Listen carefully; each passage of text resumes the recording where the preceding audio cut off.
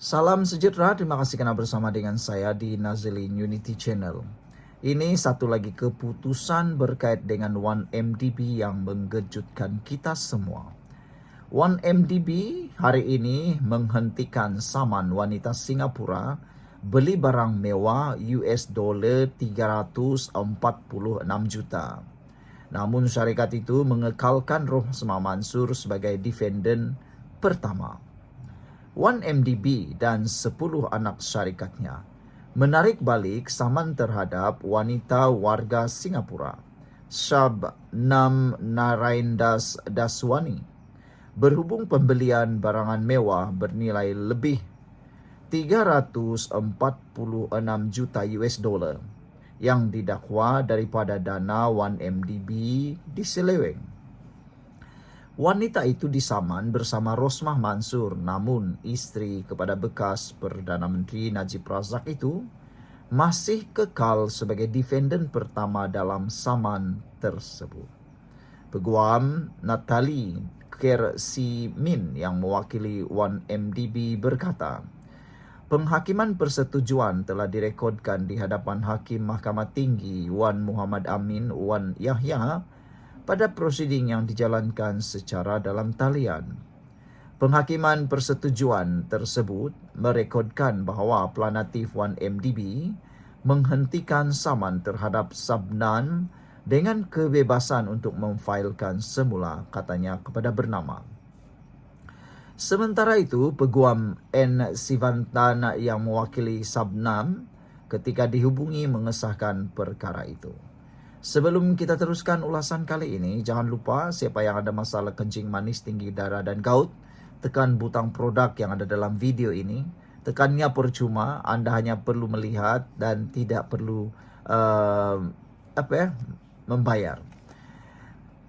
Produk ini adalah produk yang terbaik, murah di pasaran. Kalau Anda mau beli, barulah bayar. Kalau tak mau beli, klik sajalah, tengok khasiatnya dan sebagainya. Ramai sudah yang beli, ramai sudah yang menikmati manfaatnya, dan yang lebih penting lagi, Anda beli, Anda akan menikmati mujarabnya produk ini, kata netizen. Pada 9 Mei 2014, 1MDB dan 10 syarikat memfailkan saman itu dengan menamakan Rosmah dan Shabnam, juga dikenali sebagai Natasha Mirpuri, sebagai defendant pertama dan kedua. 10 anak syarikat 1MDB, yaitu 1MDB Energy Holding Limited, 1MDB Energy Limited, 1 Energy Langat Limited, Global Diversity Investment Company Limited, dan SRC International Sdn Bhd, Infinity Equity International Partners Limited, Alson Change Holding Limited, BlackRock Commodities Global Limited, Blackstone Asia Real Estate Partners Limited, dan Brightstone Joely Limited selaku planatif kedua hingga ke-11. Semua planatif antara lain menuntut agar Rosmah membayar $346,489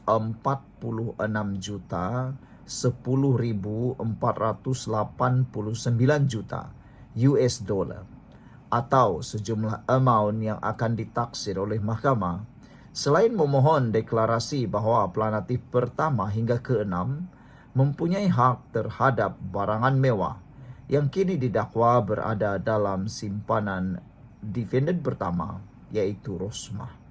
Ini pastinya berita yang paling buruk untuk Rosmah, dan kita berharap kes ini dapat diselesaikan dengan segera. Sekian untuk kali ini, jangan lupa tinggalkan komen Anda.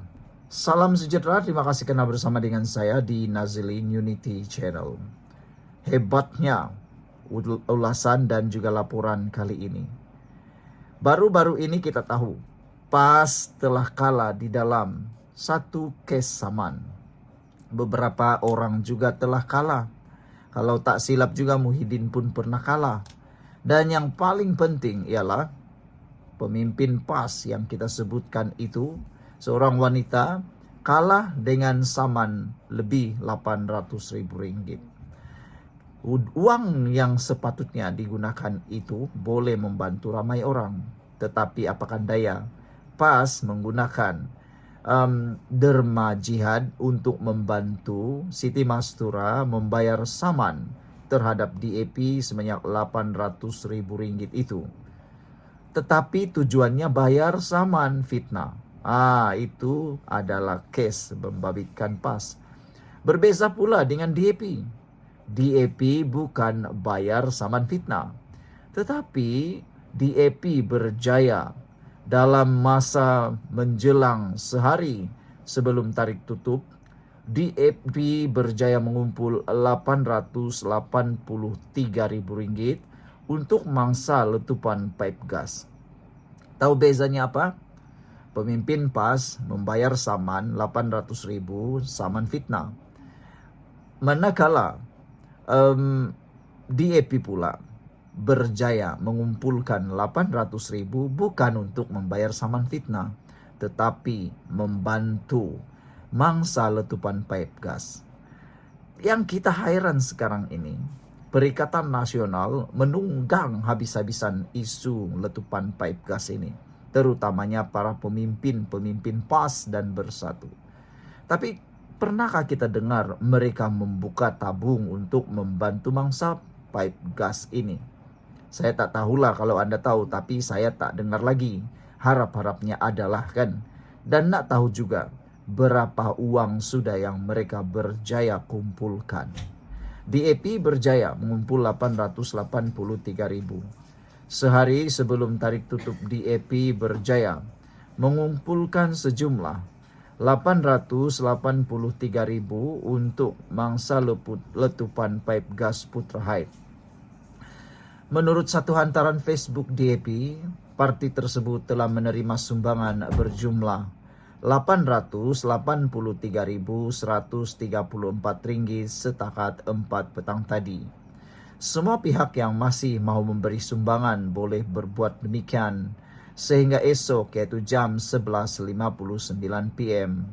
Sesiapa yang ingin menderma boleh berbuat demikian dengan menghantarkan uang ke akaun DAP di Maybank. Nombor akaun ialah 514178145866. Cek pula boleh ditulis kepada parti DAP. Kempen derma ini dibuat secara atas talian sejak April 2, dibuat bagi membolehkan masyarakat memberi sumbangan derma kepada mangsa. Ia adalah selain daripada bantuan yang diberikan oleh agensi kerajaan pusat dan negeri. Baru-baru ini kita dengar beberapa orang lah daripada orang-orang yang entahlah dengki kah, rasa entah macam-macam lah, coba mempersoalkan tabung bantuan DAP ini. Itu yang menjadikan kita entahlah pening jugalah kan. Sepatutnya kita kalau tak dapat bantu, lebih baik kita diamlah kan, daripada kita melakukan dosa. Lebih baik kita diam.